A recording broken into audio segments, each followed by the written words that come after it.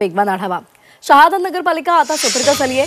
31 मार्चच्या थकीत कर वसुली गरजेची असल्यामुळे मालमत्ता धारकांवर सक्तीची कारवाई केली जाते।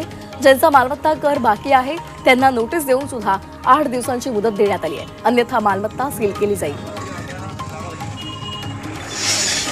नव्या मुंबईमधील तळोजा पोलिसांनी 2 बांगलादेशी महिलांवर कारवाई केली आहे। या दोघी अवैधरित्या भारतामध्ये प्रवेश करून वास्तव्य करत होत्या। त्यानुसार पोलिसांनी 2 महिलांना ताब्यात घेतलंय। त्यांच्याकडून 2 मोबाईल जप्त केलेत। जळगावमध्ये एका तरुणाकडून एमडी ड्रग्ज जप्त करण्यात आलाय। शहरातील शाहूनगर परिसरामध्ये पोलिसांनी कारवाई केली। तरुणाकडून 53 ग्रॅम एमडी ड्रग्ज जप्त करण्यात आले।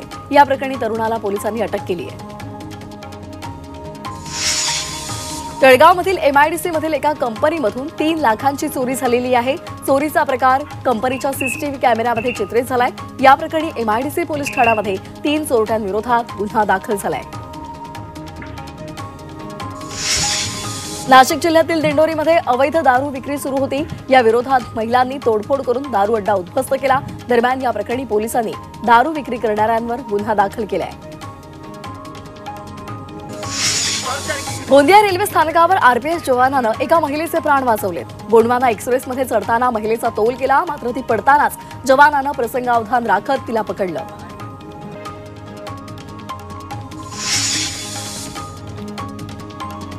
सोलापुरामधील विमानसेवा अद्याप सुरू झालेली नाही। विमानसेवा सुरू होण्यासाठी कोणतीच तारीख समोर येत नसल्यामुळे सोलापूरकरांनी नाराजी व्यक्त केली आहे। नंदुरबारच्या केलापाणी गावामध्ये गाढवाच्या मदतीनं 200 फूट खोल दरीमधून पाणी आणावं लागत आहे। तसंच गाढवासोबत आदिवासी बांधवांना सुद्धा दररोज 5 किलोमीटर पायपीट करावी लागते। या गावकऱ्यांना पाण्यासाठी जीव धोक्यात घालून प्रवास करावा लागतोय। जळगावच्या अमळनेरमध्ये रस्ता खोदकाम करताना पाण्याची पाईपलाईन फुटलेली आहे। लाखो लिटर पाणी वाया जातंय। तसंच रस्त्यावर सुद्धा मोठ्या प्रमाणात चिखल झालाय। नागरिकांना पायी चालणं सुद्धा कठीण झालेलं आहे। शहरामध्ये वेगवेगळ्या ठिकाणी गेल्या 15 दिवसांमध्ये जलवाहिनी फुटण्याच्या तसंच गळती लागल्याच्या ही 3री घटना आहे। मुंबईच्या रस्त्यांवर फेरीवाल्यांचं साम्राज्य अद्यापही दिसून येत आहे। परिसर फेरीवाला मुक्त करण्याची मोहीम महापालिकेनं हाती घेतली असली तरी प्रत्यक्षात मात्र अनेक रस्त्यांवर फेरीवाल्यांच्या गाड्या राजरोसपणे उभ्या असल्याचं पाहायला मिळतंय। नवी मुंबईच्या वाशीमध्ये सिडकोच्या घरांना नापसंती मिळते। लहान झालेला आकार आणि वाढलेल्या भरमसाठ किमतीमुळे वाशीमधील सिडकोची घरं रिकामी आहेत। वाशी ट्रॅक टर्मिनलच्या जागेवर काढलेल्या लॉटरीमध्ये फक्त 2651 घरच अर्जदारांना देण्यात आली आहेत। पंढरपूरमधील जिजामाता आणि पद्मावती उद्यानांची कामं गेल्या काही वर्षांपासून रखडली आहेत। दुरुस्तीची कामं संथ गतीनं सुरू असल्यामुळे दोन्ही उद्यानं काही दिवसांपासून बंद आहेत। त्यामुळे कामं वेळेमध्ये पूर्ण करून उद्यानं खुली करण्याची मागणी शहरामध्ये आबालवृद्धांनी केली आहे।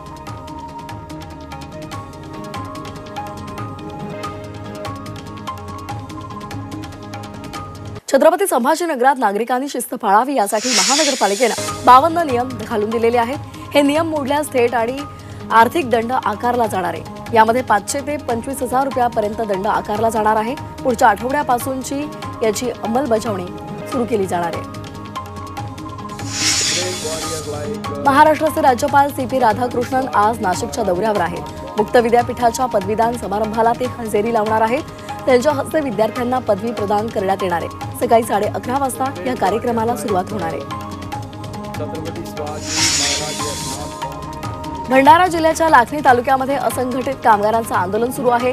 राजेगाव एमआयडीसी हिंदुस्तान कंपोजिट्स लिमिटेडचे कामगार आंदोलन करतायत। किमान वेतन महिन्यातून 26 दिवस काम देण्यात यावं, तसंच गणवेश देण्यात यावेत अशा विविध मागण्यांसाठी हे आंदोलन सुरू आहे। दरम्यान मागण्या पूर्ण न झाल्यास तीव्र आंदोलन करू असा इशारा सुद्धा देण्यात आलाय।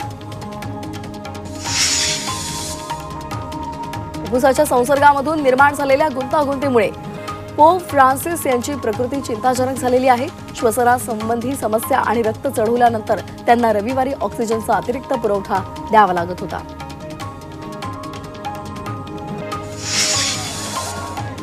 मुंबईमध्ये गिरणी कामगारांचा 6 मार्चला मोर्चा निघणार आहे। मुंबईमध्येच आपल्या हक्काची घरं मिळावीत म्हणून संयुक्त मराठी मुंबई चळवळीसहित गिरणी कामगार एकजूट संघटनेकडून मोर्चा काढला जाणार आहे। विधान भवनावर हा मोर्चा धडकणार आहे। नंदुरबार जिल्ह्यातून पुण्याला जाण्यासाठी रेल्वे सुरू करा अशी मागणी प्रवाशांनी केलेली आहे। गेल्या अनेक वर्षांपासून नागरिक नंदुरबार पुणे रेल्वेच्या प्रतीक्षेत आहेत। रेल्वे सेवा नसल्यामुळे नागरिकांना खासगी ट्रॅव्हल्सना प्रवास करावा लागतोय। खासगी बसेसमध्ये मनमानी भाडं आकारलं जातंय असाही आरोप होतोय। पालघरच्या तारापूरच्या फार्मास्युटिकल कंपनीवर केंद्र आणि राज्य सरकारच्या अन्न आणि औषध प्रशासनानं संयुक्त कारवाई केलेली आहे। ट्रॉमाडोल तसंच टेपेडाइल या गुंगीच्या औषधांचं या कंपन्यांमध्ये उत्पादन केलं जात होतं आणि त्यामुळे यावर कारवाई करण्यात आली आहे। यावेळी औषधांचा मोठा साठा जप्त करण्यात आलाय।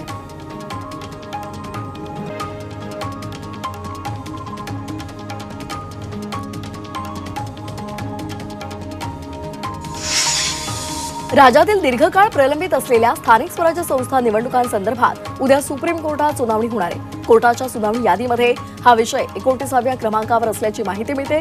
त्यामुळे आता उद्या होणाऱ्या सुनावणीमध्ये निवडणुकांचा मार्ग मोकळा होतो का याकडे सर्वांचं लक्ष लागले। राज्यातील दुसऱ्या टप्प्यातील शिक्षक भरतीसाठी हजारो उमेदवार प्रतीक्षेत आहेत। मात्र पवित्र संकेतस्थळावर भरतीच्या पदांसाठीची जाहिरात द्यायला मुदतवाढ देण्यात आल्याचं जाहीर करण्यात आलंय। नवीन मुदतीनुसार आता 28 फेब्रुवारीपर्यंत जाहिराती देता येणार आहेत।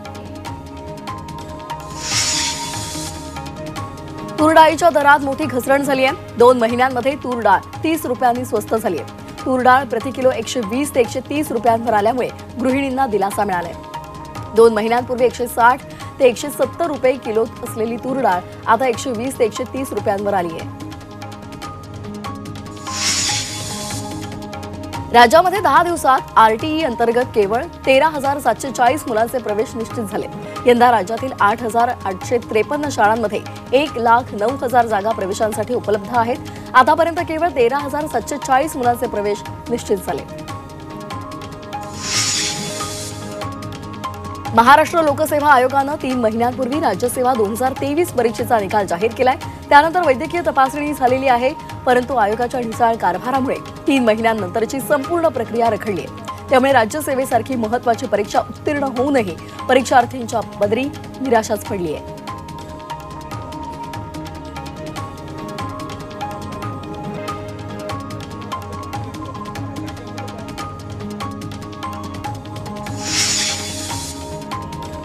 तापी पूर्णा संगममध्ये आपत्ती व्यवस्थापन विभागानं आपत्ती व्यवस्थापन प्रशिक्षण उपक्रमाचं आयोजन केलं। यावेळी पोलीस अधिकारी, जिल्हा आपत्ती व्यवस्थापन अधिकारी यांची उपस्थिती होती।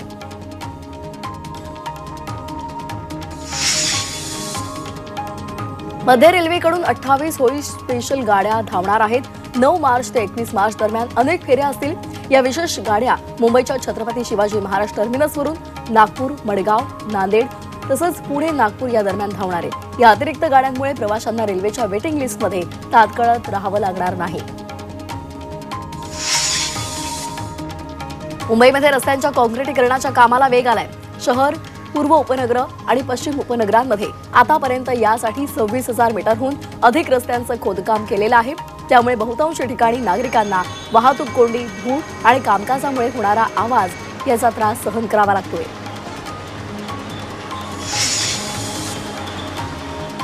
नंदुरबार जिल्ह्याच्या सातपुड्याच्या दुर्गम भागांमध्ये बँकेकडून शाखा सुरू करण्यात येणार आहे। बँकेची संख्या वाढवण्यासाठी राष्ट्रीय बँका या शाखा सुरू करणार आहेत। त्यामुळे नागरिकांना बँकेच्या कामासाठी लांब जाण्याची गरज पडणार नाही। जिल्ह्यामध्ये 13 ठिकाणी बँकेच्या शाखा सुरू होणार आहेत। धुळे महापालिकेचे आयुक्त मालमत्ता कर वसुली करण्यासाठी थेट रस्त्यावर उतरले। महापालिकेच्या क्षेत्रामध्ये मालमत्ता धारकांकडे जवळपास 101 कोटी रुपयांची थकबाकी आहे। त्यामुळे महापालिकेने आता मार्च अखेरपर्यंत ही वसुली करण्यासाठी मोहीम हाती घेतली आहे। यामध्ये 13 पथकं तैनात आहेत।